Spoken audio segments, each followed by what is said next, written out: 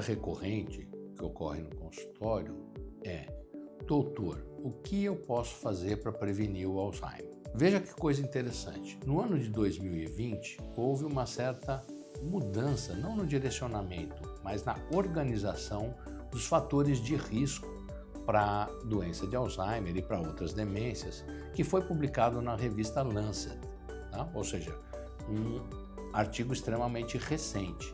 E naquele artigo, em 2020, se falava de 12 fatores de risco para Alzheimer e quadros demenciais. Em 2023, esses 12 fatores foram aumentados para 14. Então hoje nós temos 14 fatores de risco que é possível controlar. Garante que você não vai ter Alzheimer? Não garante, mas diminui a possibilidade de você ter a doença de Alzheimer. Então, a primeira delas, que nós já conhecemos há muito tempo, são o nível educacional baixo. Quanto menor a escolaridade, maior o risco para a doença de Alzheimer. Porque existe uma teoria, que é uma teoria que é bastante robusta, da reserva cognitiva. Então, quanto mais nós aprendemos, todo mundo nasce igual, com a cabeça vazia, entre aspas, ou seja, não temos ainda adquirido nenhum conhecimento no dia zero do nascimento. A partir dali, nós vamos adquirindo conhecimentos. Os mais, vamos dizer assim, simples e às vezes automáticos que a gente pode ter, como a mamar, depois aprender as primeiras palavrinhas para falar, aprender a sentar, são aprendizados motores, cognitivos, isso vai acontecendo no decorrer da vida. Quanto mais estimulados nós somos, mais a gente vai tendo essa caderneta de poupança, ou seja, essa reserva cognitiva, aumentando no decorrer da vida. Por isso que a escolaridade entra nisso. Se eu sou uma pessoa iletrada, ou seja, não aprendi nem a ler nem a escrever, com certeza eu vou ter menos possibilidades de fazer essa caderneta de poupança maior. E por outro lado, se eu estudei muitos anos, fiz pós-graduação, mesmo que não seja um estudo formal, mas me mantenho lendo, ativo, vendo filmes, ou seja, com muita atividade intelectual e cognitiva, eu vou tendo essa reserva cognitiva maior também. Tá? Então, o grau de escolaridade é um dos fatores de risco que nós, desde o primeiro minuto de vida, para os nossos filhos, para os nossos netos, temos que nos preocupar em que essa poupança seja a maior possível. Também se tem, há muito tempo, até se fala muito em dieta mediterrânea para prevenir Alzheimer ou demências, tudo mais, o risco vascular também, né? Ou seja, que é uma dieta saudável nesse aspecto, é o colesterol alto. Então, pessoas que têm índices de colesterol mais alto podem aumentar o risco para quadros demenciais, sejam demência vascular ou outras demências degenerativas. Mas é importante, então, estar ali sempre em dia com o seu colesterol e com o tipo de alimentação que você tem. Outro fator muito importante é o consumo de álcool. Então, bebida alcoólica, né, essa história do beba com moderação, é uma frase muito confortável. Porque o que é beba com moderação? Para mim, beber com moderação pode ser meia taça de vinho, por exemplo. Para uma pessoa que está aqui assistindo, pode ser que seja 2 garrafas de vinho. Então, o beber com moderação é muito relativo, então não dá uma medida correta. O beber com moderação é beber esporadicamente, ou seja, não beber diariamente, e quando beber, beber quantidades pequenas. Não vou colocar 1 copo, 2 copos, porque depende se você está bebendo destilado, se está bebendo um fermentado, está bebendo uma cerveja, está bebendo um vinho, que os teores alcoólicos são diferentes. Mas sempre naquela condição, quando você for beber, deixar um pouco relaxado, mas não ficar alterado cognitivamente. E a frequência também é importante. Se a pessoa bebe sempre, bebe muito, ela inclusive pode fazer uma demência alcoólica pelo próprio alcoolismo, tá? Pelo próprio etilismo. O outro quadro que pode ser um fator de risco é a depressão, principalmente a depressão não tratada ou depressões refratárias. Então é muito importante as pessoas não terem preconceito, cada vez ainda bem está diminuindo o preconceito com saúde mental, e procurarem um profissional na área da saúde mental, né, um psiquiatra, às vezes um neurologista que vai acabar encaminhando para um psiquiatra quando for o caso, se a pessoa tem alguma suspeita de depressão, e às vezes também vai indicar para os outros profissionais de apoio, né, terapêutico, como psicólogos, né, para poder ajudar esses indivíduos. Mas eles têm que ser tratados, eles têm que ser usar os medicamentos corretamente para poder sair desses quadros depressivos e não ficar cronicamente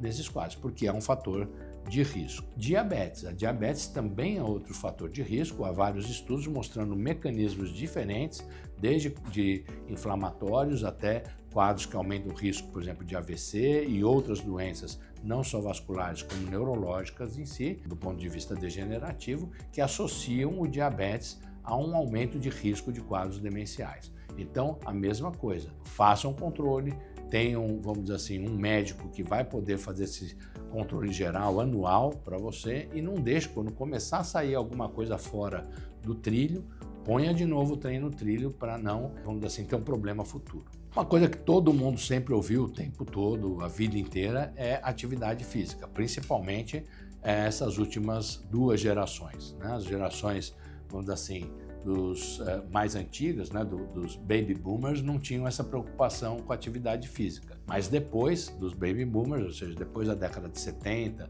década de 80 principalmente, começou a ter esse culto ao corpo e não é uma questão só de mostrar a saúde por forma, né? Ou seja, por fora.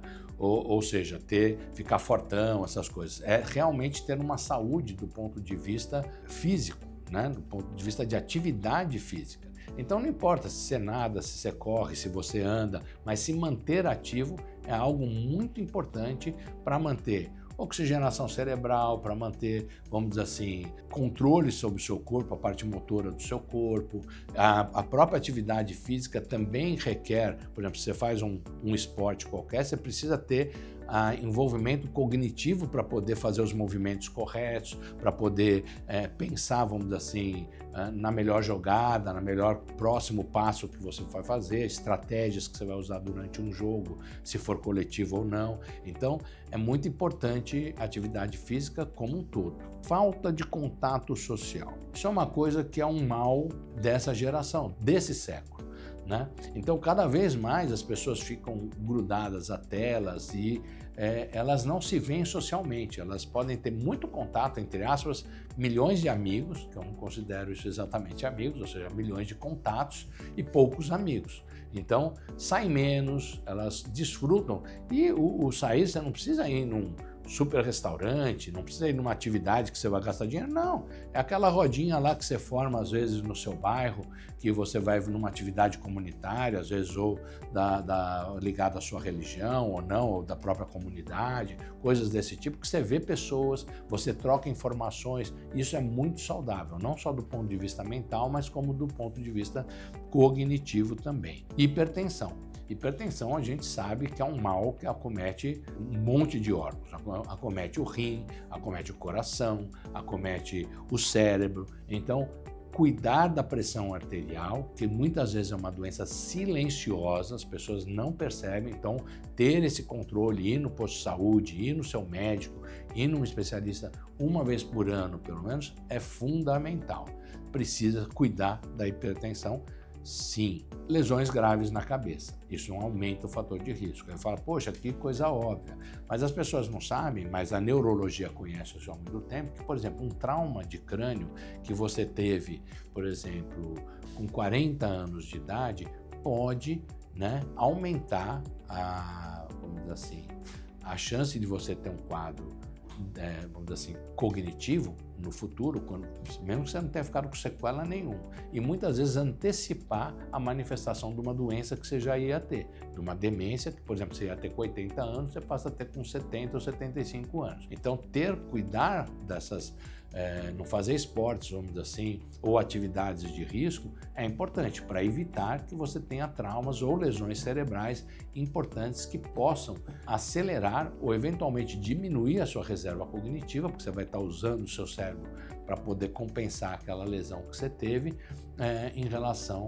aos futuros, né, quando você for mais idoso, em relação aos quadros demenciais. Outro fator que é fundamental a gente pensar, que também já se conhecia, mas não se relacionava tanto, é a obesidade.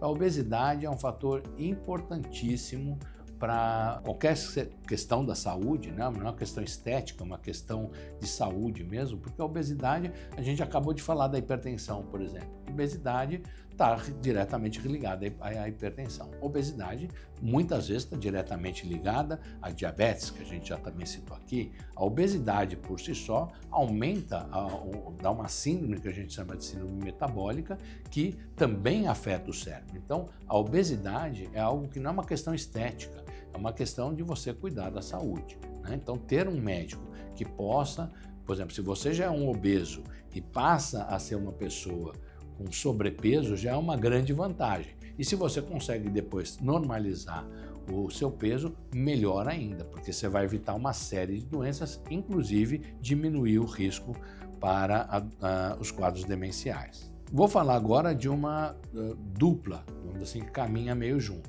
que é a perda de visão e de audição. Então são sistemas sensoriais muito importantes que vão fazendo com que essa pessoa fique mais embotada, mais afastada do convívio social.